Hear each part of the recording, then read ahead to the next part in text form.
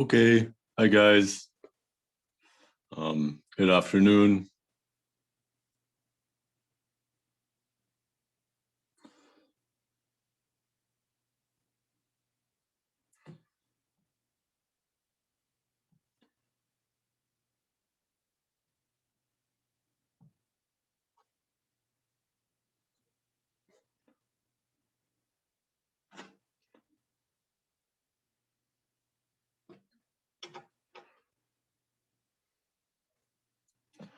Okay.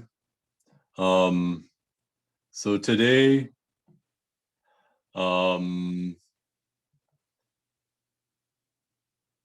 what I just want to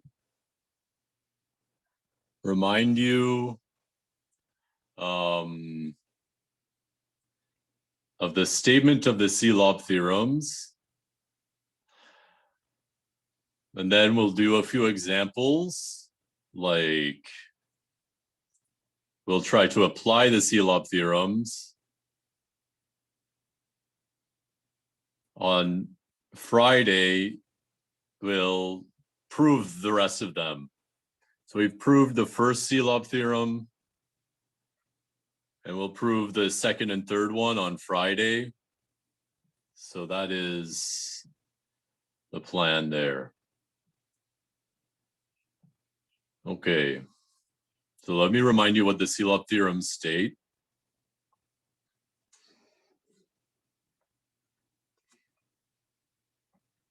First.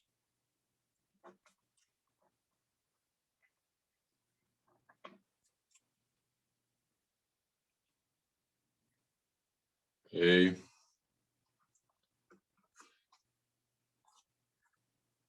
Maybe I should write bigger. So let G be a finite group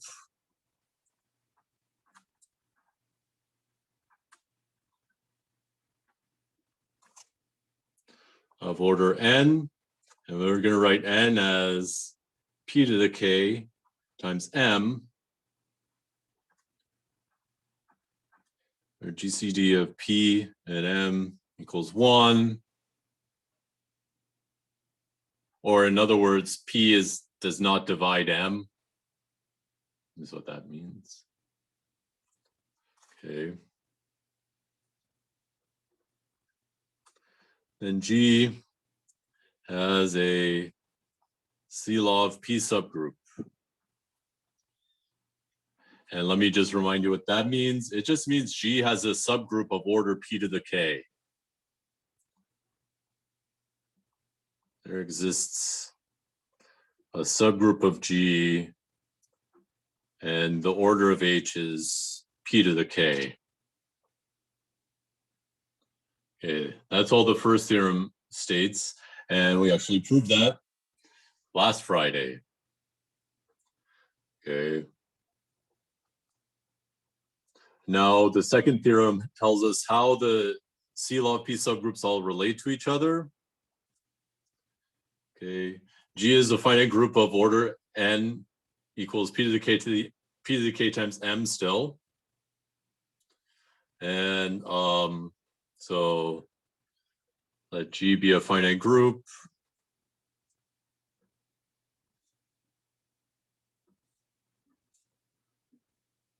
Or P to the K times M.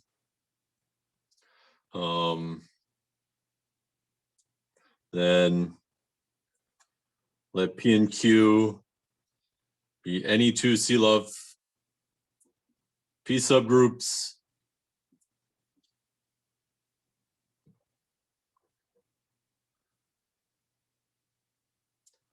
Then there exists G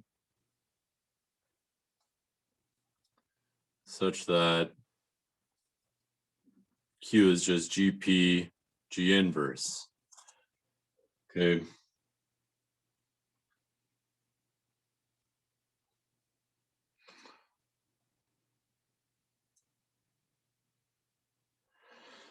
Okay, so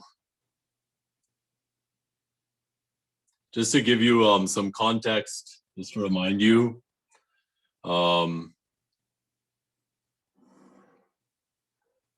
if we compare Lagrange's theorem to the first C Lap theorem, it's like a kind of like a converse.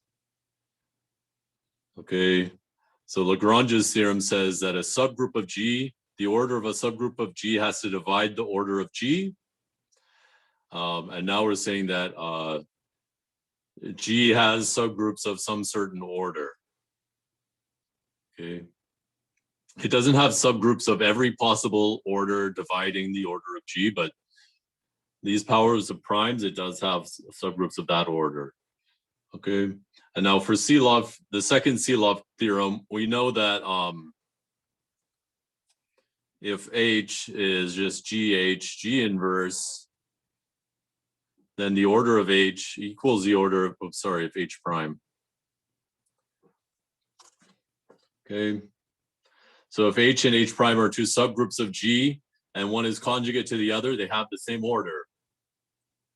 Okay, but now we're saying that as long as the order is this P to the K, all the subgroups of that order are conjugate to each other. And the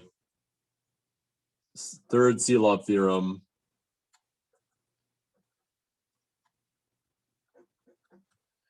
what does that say? Well, it says let NP be the number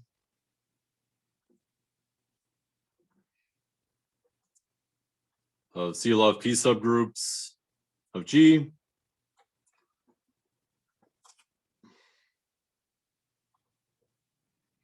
Then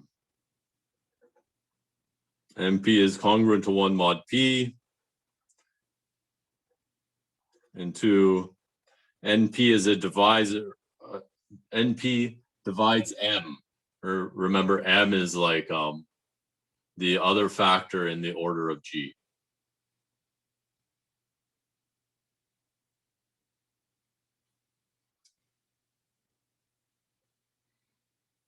Okay.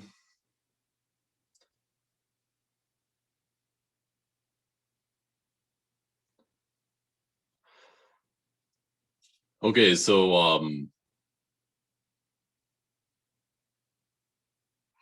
a consequence to the second and third C Lap theorems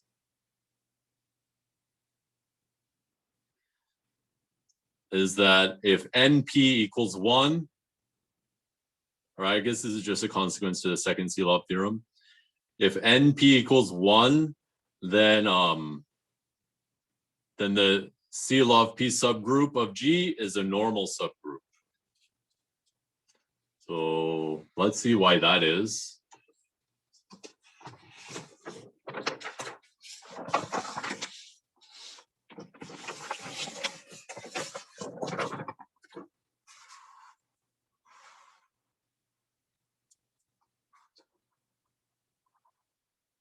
This isn't really a corollary, it's more like just a remark or something, but anyways.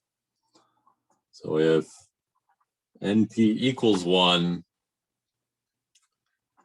and P is a C Lap P subgroup,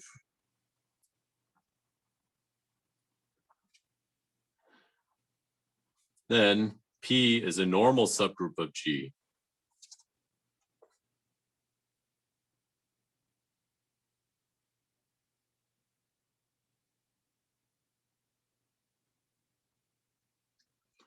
So proof, let's see why that is.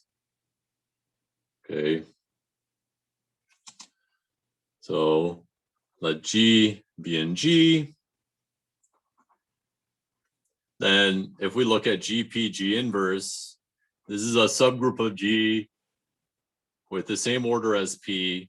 The order of P is P to the K. Okay, so GP, G inverse is also a C Lap P subgroup.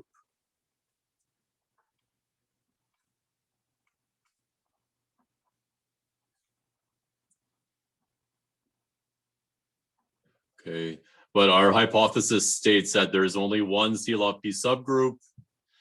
So this has to be the one. In other words, this has to be equal to P.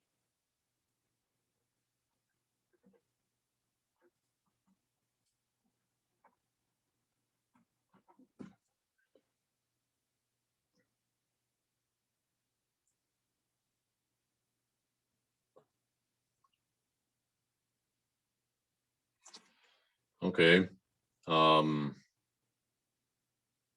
This is exactly what we want for P to be a normal subgroup of G.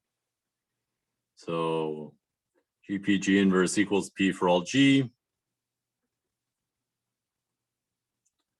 So P is normal in G as we want.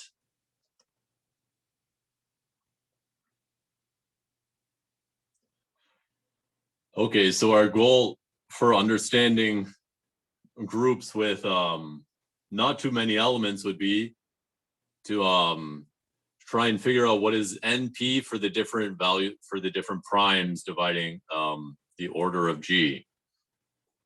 Okay. So let's do a quick example.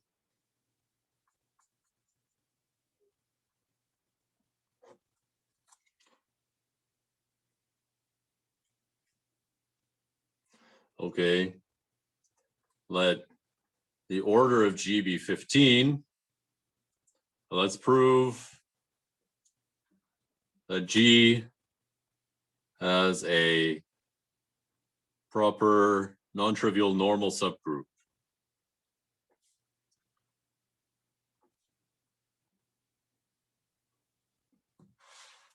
Okay. And our plan is just to use kind of the C Lap theorems along with the factorization of 15.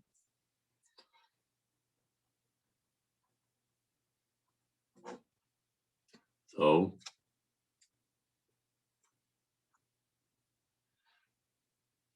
first, let's factorize 15. Well, it's just 5 times 3. Okay, so these are the possible values of P we can apply the C Lap theorems to. Okay, so let's choose one of them. Let's try P equals 5. Okay. And then we'll plug in P equals 3 and see what happens there. So first of all, let P equals 5. And let P be a C log 5 subgroup.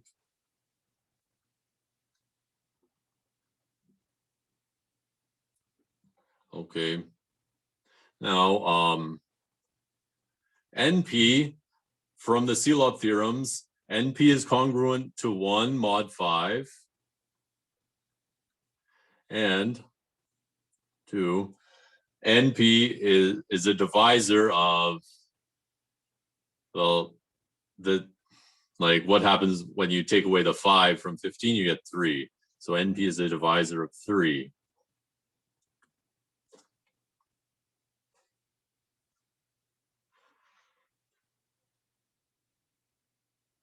Okay, now what happens? Well, the divisors are 3 are just 1 and 3. Okay, but if we plug back into the first one means that NP can be 1, 6, 11, and so on.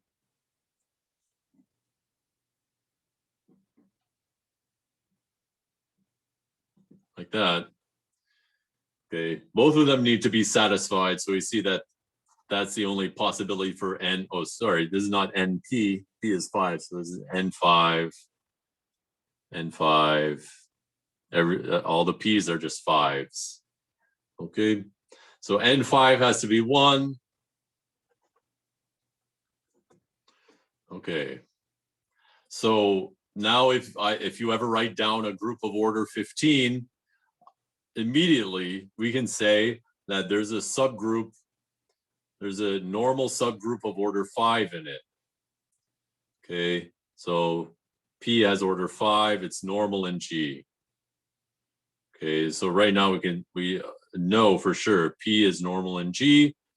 Okay, so we've shown that G has a proper non-trivial normal subgroup.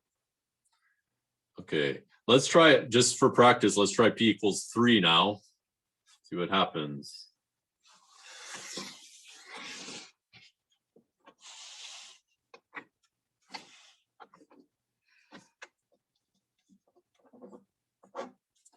P equals 3. Again, the same thing happens. The first thing is that, and let's take Q, a C log 3 subgroup.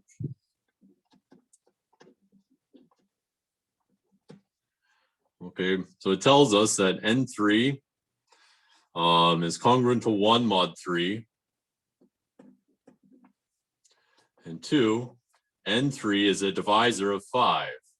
Okay, so if we write this, N3 can be 1, 4, 7, and like that. And then this tells us that N3 is either 1 or 5. And now we look for the common things in both of these, and we see that 1 is the only thing common to both. So N3 is equal to 1, and therefore Q is normal in G. Okay.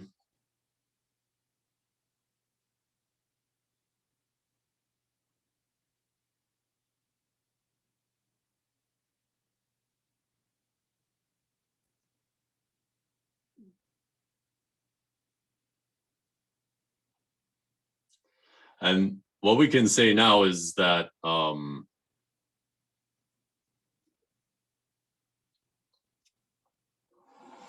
okay, so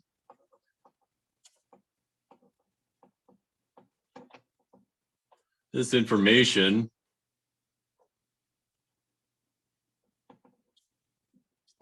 is enough to conclude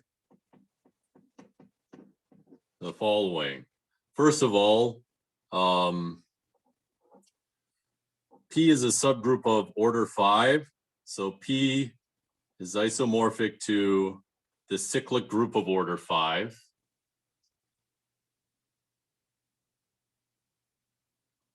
Because, okay.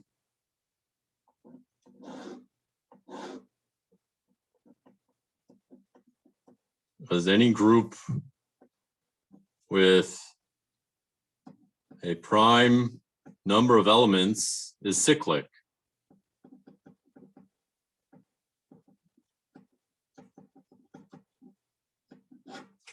Okay. I think I want to circle back to this later. Q.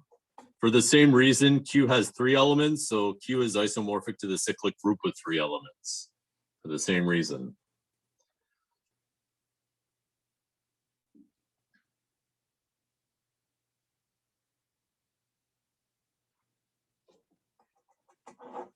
Three. So if we write P, if we let P be generated by X and Q to be generated by Y, then the commutator of XY is the identity.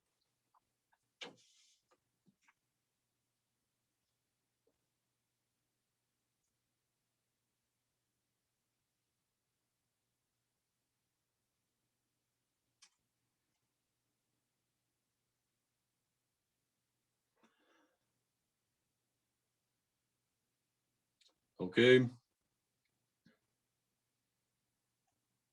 And then combining these 3 things allows us to say that the fourth thing, so this is something I need to justify to you a little bit better, I think. And then if you combine all this information, you can prove that G is actually a cyclic group of order 15. Okay.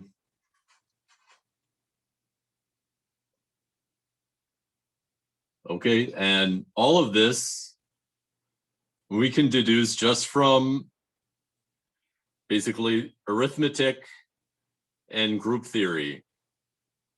Okay. So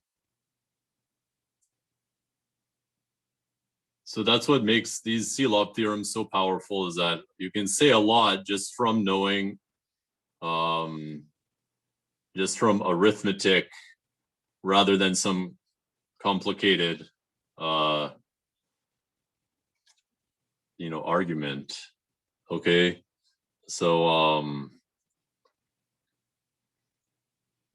so I kind of want to circle back to these 3 things now. Then we'll take a break. So first, let's explain why is any group with a prime number of elements a cyclic group. Maybe you've seen this before, but if not, now's a good time to see it. Okay. Let the order of G be P, and let X be the non-identity element in G. Then X generates G.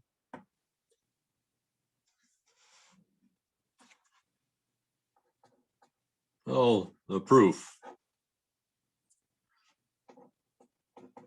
Let H be the subgroup generated by X.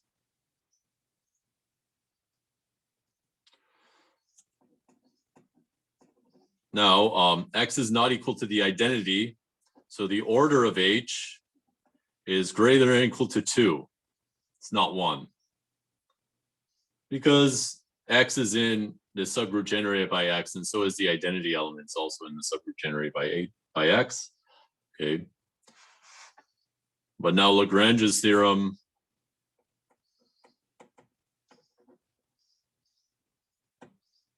tells us that the order of H divides the order of G. The order of G is this prime number P.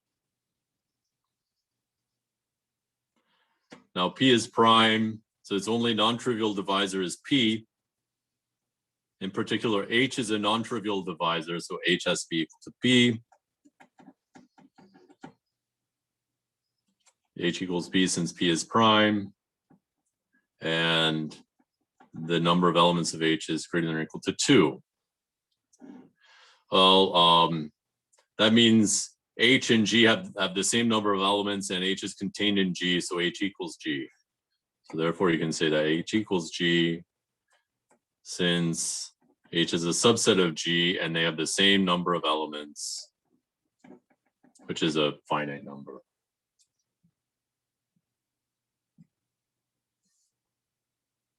Good. So this tells you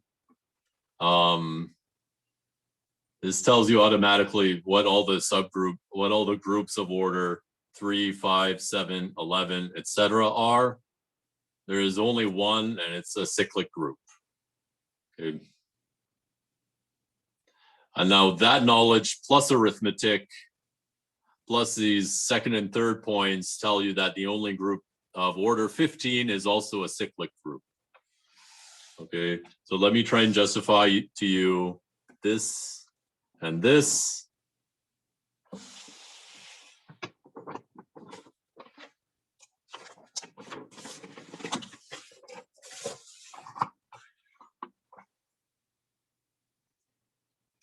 Okay, so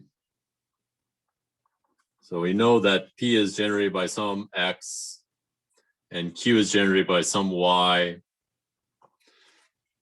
We also know that P and Q are both normal in G.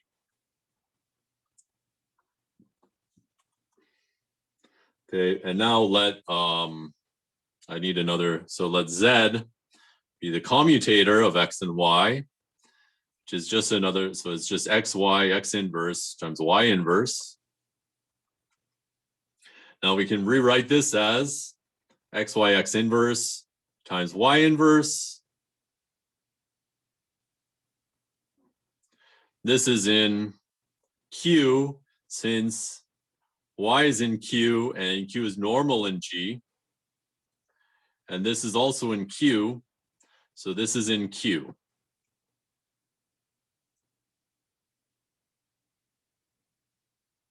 Okay, so the commutator of X and Y is an element of Q.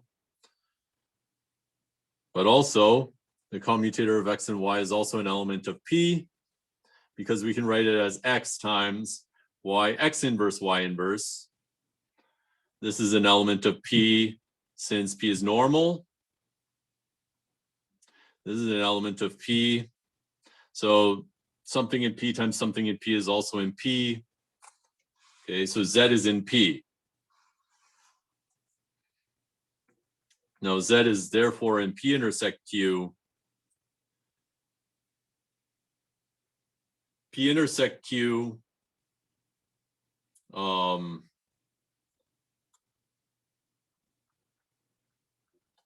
but P intersect Q equals the trivial subgroup.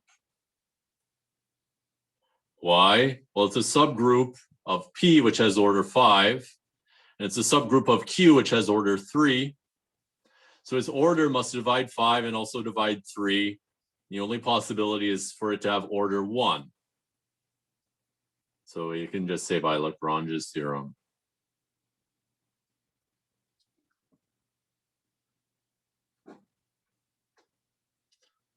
Okay, so Z is in the trivial group. Z is trivial. Z is the identity. So that just tells us that the commutator is the identity of X and Y. That just means that X, Y equals YX.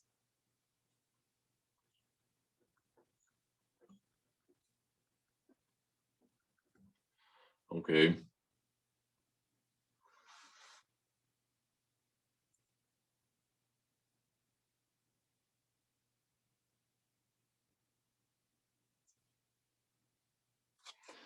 Now, now we can have a little claim.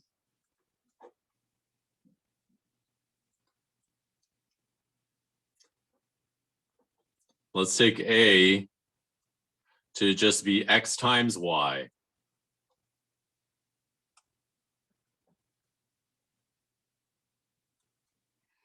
Then 1, A is not equal to the identity. 2, A cubed is not equal to the identity. 3, A to the 5th is not equal to the identity, but A to the 15th is equal to the identity.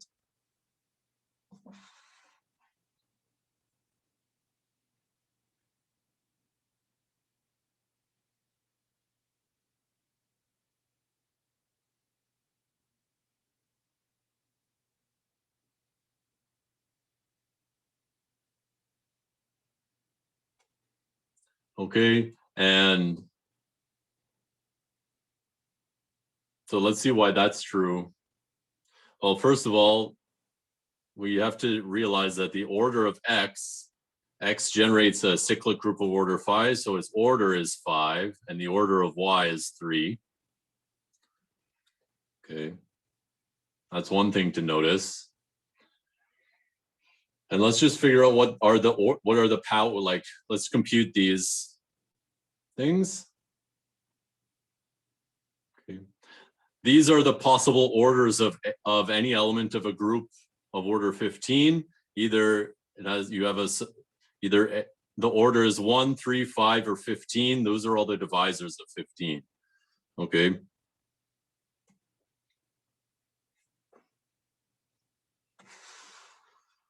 So first, let's just compute the powers of A.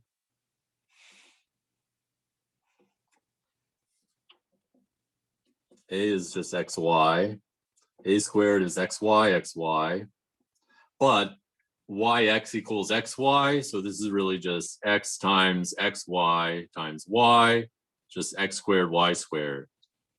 Similarly, A cubed is just xy, xxyy equals xxx, That's just x cubed, y cubed, but y cubed is the identity. So this is just x cubed.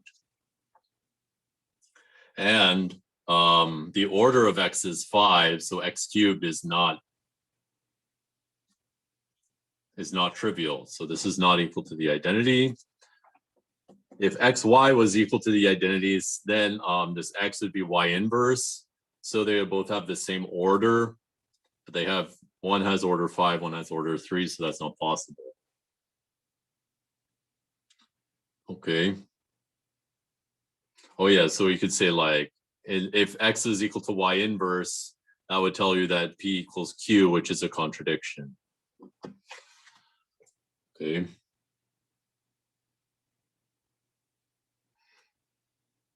And then when you do A to the 5th, well, because X and Y commute, XY to the 5th is just X to the 5th times Y to the 5th. It's not true if X and Y don't commute, but it is if they do. Okay, so, but X to the 5th is the identity.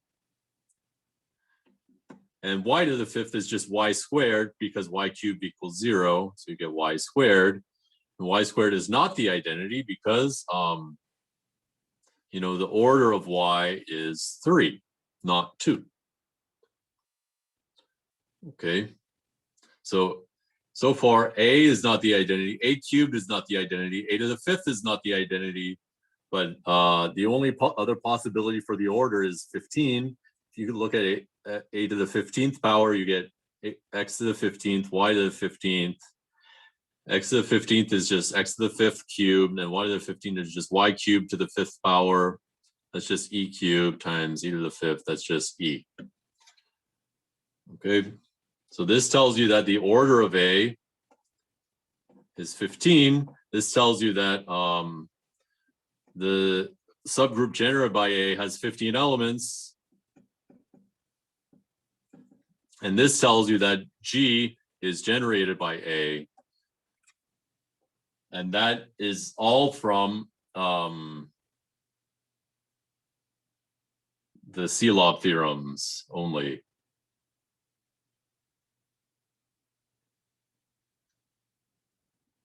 Well, C Lap theorems plus arithmetic, kind of. Okay.